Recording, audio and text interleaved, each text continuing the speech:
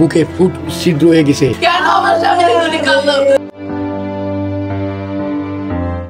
ওরে বাবারে, ওরে তোমরা কেন মাইরা ফালাইলা আমার বাবারে? তোমাগো তো মা আছে, মা কইয়া ডাকো না। আমারে মা কইয়া ডাকবে আর কেউ নাই। এই বুক ফাটা কান্নায় বৃহস্পতিবার দুপুরে স্তব্ধ হয়ে যায় গোপালগঞ্জ শহরের পূর্ব মিয়াপাড়া এলাকা। একজন মা লাইলি বেগম তার বুকের ধন সোহেল মোল্লার নিথর দেহ জড়িয়ে ধরে বারবার মূর্ছা যাচ্ছেন। জাতীয় নাগরিক পার্টি সমাবেশকে কেন্দ্র করে সংঘর্ষে গুলিবিদ্ধ হয়ে নিহত হন 4 জনের একজন নিরীহ সোহেল। অথচ তিনি কোনো রাজনীতি করতেন না। তিনি ছিলেন বাবা মায়ের একমাত্র সন্তান, একটি পরিবারের একমাত্র ভরসা। গোপালগঞ্জের টুঙ্গিপাড়া গ্রামের ছেলে সোহেল মোল্লা গোপালগঞ্জ শহরের চৌরঙ্গি এলাকায় কেরামত উদ্দিন প্লাজার মোবাইল সামগ্রীর দোকানের মালিক ছিলেন। জীবনের প্রতিটি দিন কেটে যেত দোকান আর পরিবার নিয়ে।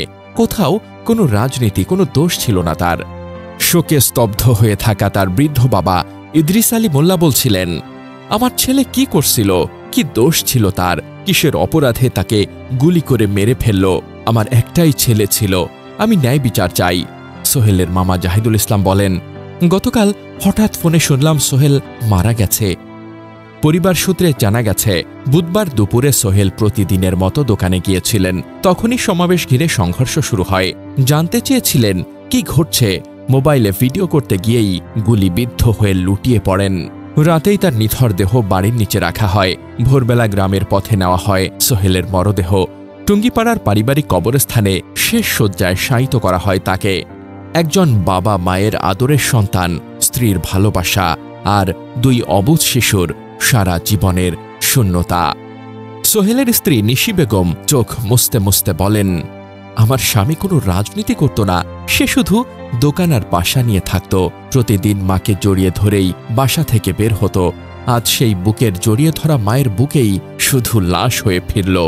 সোহেলের 2 সন্তান, 4 ও 2 বছরের, নির্বাক তাকিয়েছিল বাবার জানাজার দিকে। তারা জানে না আর কোনো দিন বাবা বলে ডাকা হবে না, আর কোনোদিন বাবা পিঠে তুলে নেবে না। অঝরে কাঁদতে কাঁদতে লাইলি বেগম বলছিলেন, আমরা গোপালগঞ্জের মানুষ বইলা কি আমাদের কোনো অধিকার নাই? আমরা কোনো দল করি না, তাহলে কেন আমার বাবারে গুলি কইরা মাইরা ফেলা হইল? এটা শুধু একটি মৃত্যুর গল্প নয়, এটা একজন মায়ের বুক ফাটানো কান্না, একজন বাবার ন্যায়ের আকুতি, একজন স্ত্রীর স্বপ্ন ভাঙা হতাশা, আর 2টি শিশুর সারা জীবনের শূন্যতা।